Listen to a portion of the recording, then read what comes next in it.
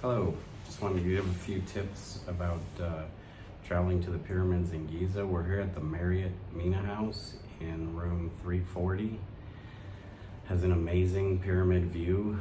We had been told that the light show happens at 6. We've been told it happens at 7. We've been told it happens at 8. We've been told you can't see it from the Mena house. And we just went into the room to kind of freshen up before going out to dinner and saw the lights on and thought, be a cool backdrop to kind of give some pointers about anyone thinking about visiting Cairo.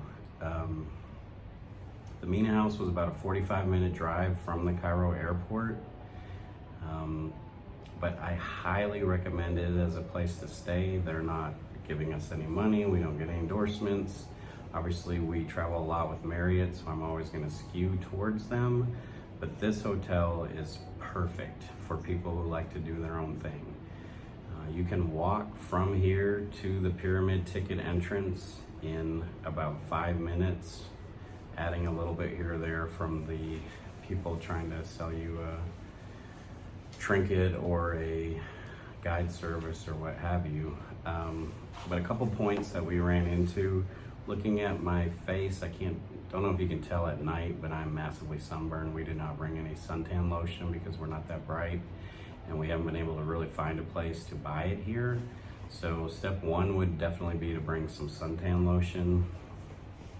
When you're going to enter the pyramids, it's very confusing as far as what tickets to get for what. So initially, I bought the 400 Egyptian pound, which is around 25 bucks, ticket to enter that big pyramid right there, to go inside of it, and went to the deal to go in. A guy tried to grab my ticket. I didn't want to give it to him because I'd seen all the YouTube videos about people trying to take your ticket, and those are 100% true. But this guy was actually legit without any uniform or anything, and he showed me that I had to buy another ticket to enter the grounds, which was 200 Egyptian pounds, or about $13 a person. So you can buy that ticket and just walk around and not enter the pyramid, no problem.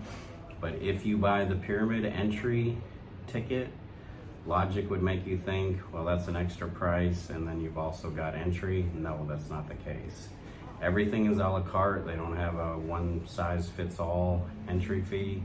So that's just a mistake that we made that I would recommend avoiding.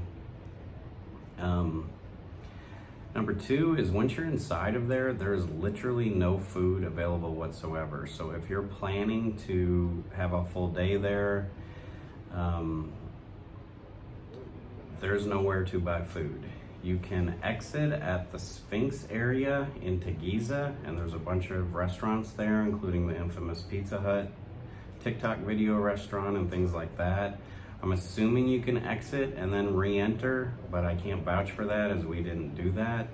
But plan ahead that if you're spending a full day in there, you will not be able to buy food in any way, shape, or form. You can buy water and Pepsi, and occasionally a Coke.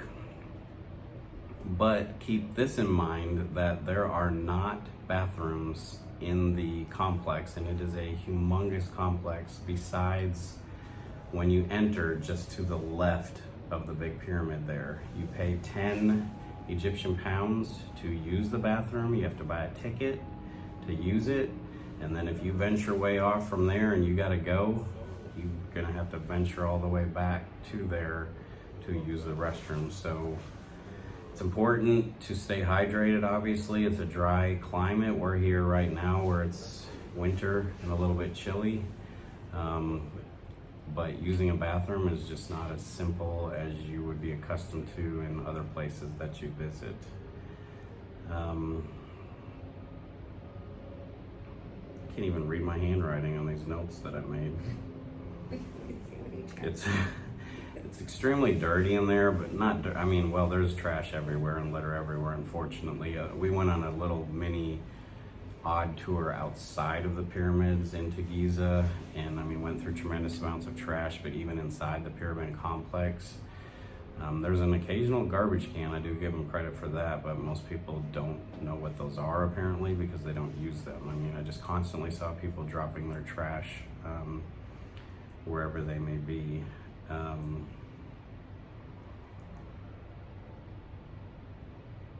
The level of harassment you will get inside there, and by harassment I don't mean like abusiveness necessarily, but if you're not there on a tour and you're on your own, you are fair game to be asked over and over and over and over again. Do you want to ride a camel? Do you want to ride a horse?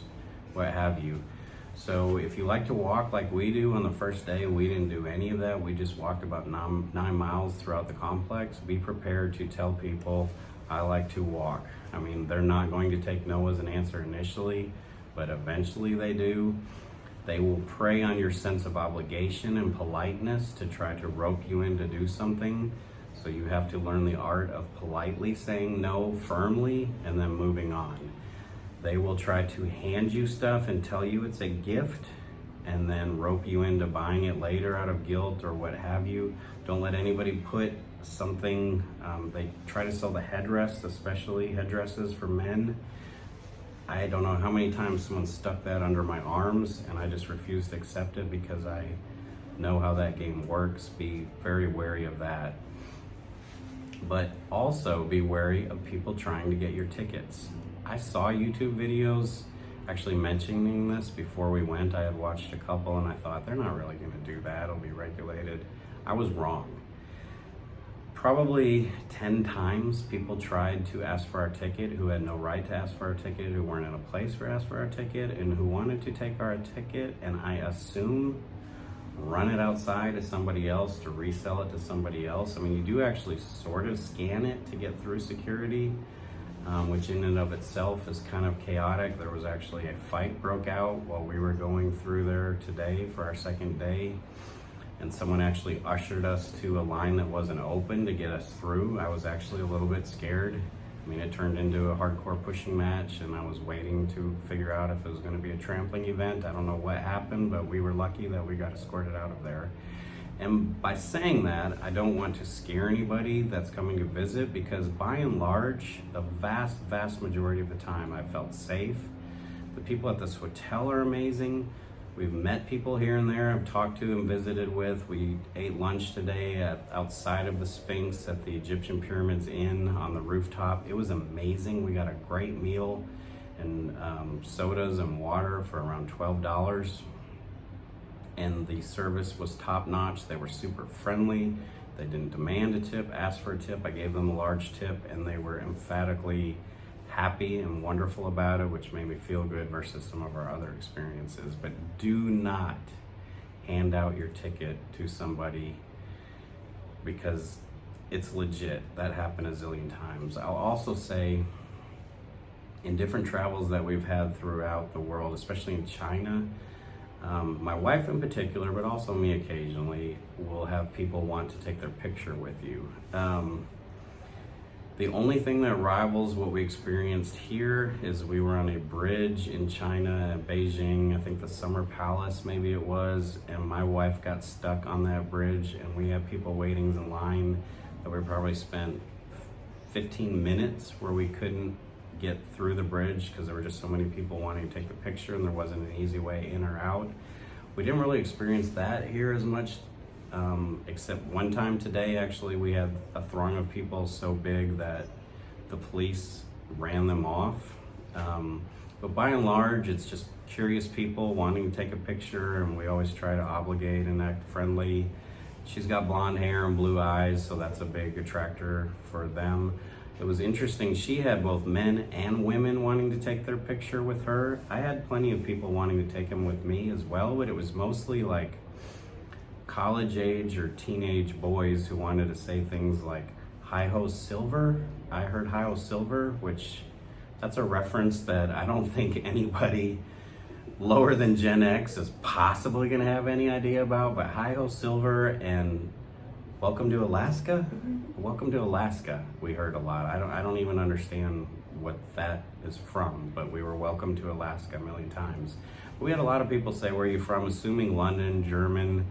Apparently there's a lot more of those people coming here than Americans, and when we'd say American, USA, United States, they get all excited. We love America, we love USA, and want to give you a fist bump, which is always cool. And we always try to reciprocate that as much as we can. So that can be a fun experience or not, depending on your attitude about it. And one of the things to know is when they're pitching the camel and the horse rides and what have you, the prices are all over the map. But just because someone gives you a low price doesn't mean they're going to guilt or coerce or whatever means necessary a large tip from you at the end. So one thing I learned from some other experiences I won't even get into here is a key phrase that they say is, "Are you happy?" So what I learned today, and it worked out for us, was to say, what amount can I give you for this ride, including tip, that will make you happy? And I got a number, and I said, so you're committed. If I give you this at the end, you will be happy. And there was a little bit of rockiness and confusion, but eventually we worked itself out. I won't bore you with the details, but I gave the money at the end, gave a little bit extra because the guy was super nice and we left on good terms. But there's a lot of, we talked to some people in the lounge this evening, and I said the only thing I can really compare this to is Jamaica. Anyone who's been to Jamaica, you off on a cruise ship, you get just hounded and harassed. Like, Jamaica's a cakewalk compared to how it is inside the complex if you're not with a group. I mean, you just look like somebody to prey upon. And I think a part of that is the supply of vendors way exceeds the demand of tourists not in a group inside of there due to COVID, still causing a lot of people not to come in to the country. People are hurting here. We talked to a guy today who said, in Egypt, the government did not take care of people like other governments had with the COVID issues, with helping people out. So people are really struggling, which is hard to hear, and it makes sense, but you can't allow yourself just to get taken advantage of just because of that. I mean, obviously be generous, but be cautious, because it's unfortunate some of the things that go on inside of there.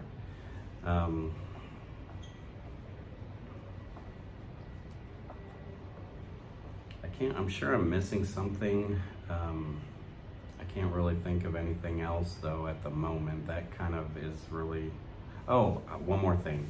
The key thing that you want to see if you do go on a camel tour or a carriage tour is they will draw you pictures and show you in the sand the different pyramids, blah, blah, blah. And the big thing that they want to say is panorama, panorama, panorama.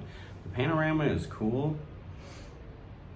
There's no question you can get some great pictures, and they know how to guide you to put your fingers like you're holding it and like you're doing all of that stuff they know how to do. But the true picture that you want to get, that's not impossible to walk to, but difficult to walk to, is the 9 pyramids view. So definitely make sure you're getting the 9 pyramids view. From there, you are at a vantage point where you can get a picture of all the pyramids in one shot. At the panoramic, you cannot do that. But again, if you enter in, especially if you're at the Mena house, you just walk up the main entrance, you enter in there. There's also an entrance down in Giza. But if you enter in at the Mena house, you kind of can make your way through in a fashion that you exit at the Sphinx. And in that area, there's a bunch of restaurants that you can kind of stop at with a rooftop view of the whole complex. That is a really amazing view. Get a good meal, gather yourself.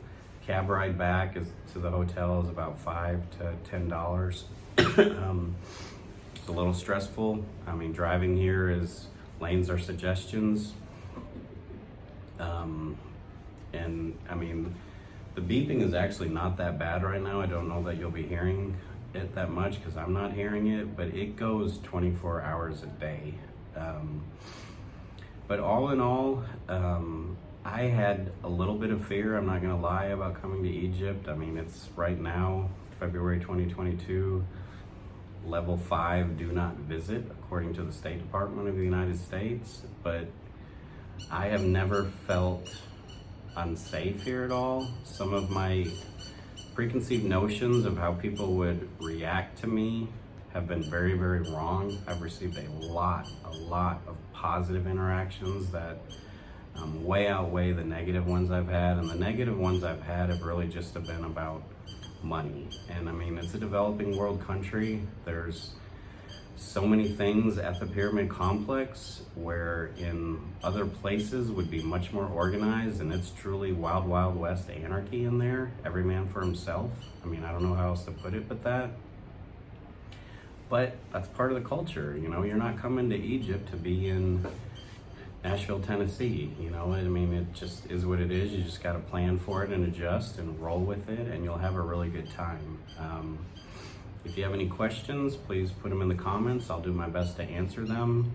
I try to do these occasionally. We do travel quite a bit to interesting places, and I'm going to be doing some videos about, so this excuse me, room we're in now and our entire stay in Egypt, which includes 3 nights at the St. Regis after this, is all free on points. I want to break that down. I've had a lot of people ask questions about that, of how we do that and how the points math works out for us.